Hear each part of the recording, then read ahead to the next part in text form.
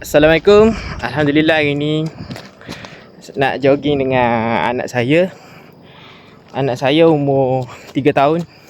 Kita cuba jogging 1 kilo dulu. Let's go.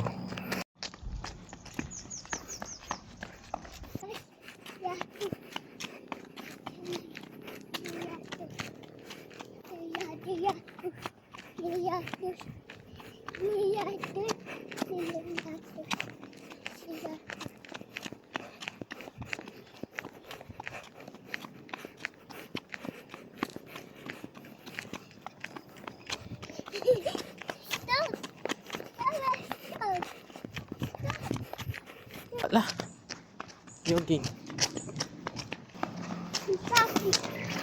Jogging.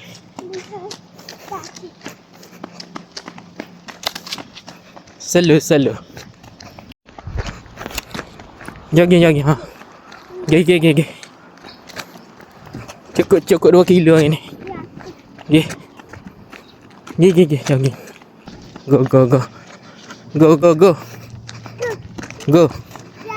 Go.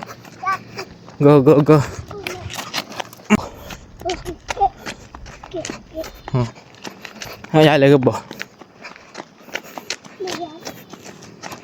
Gih. Tengok jalan dah. Jangan tengok tepi. Cepat. Unggah. Go. Go.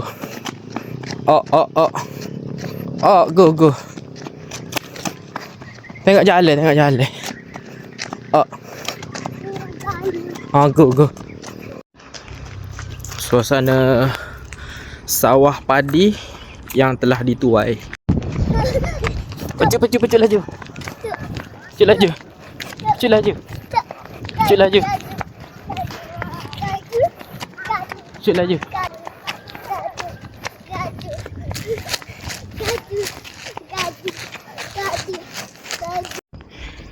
Alhamdulillah selesai 1 kilo dengan Atik, anak saya yang berumur 3 tahun tu. Bolehlah untuk permulaan kanak-kanak ikuti latihan Atik daripada waktu kecil untuk bersenam.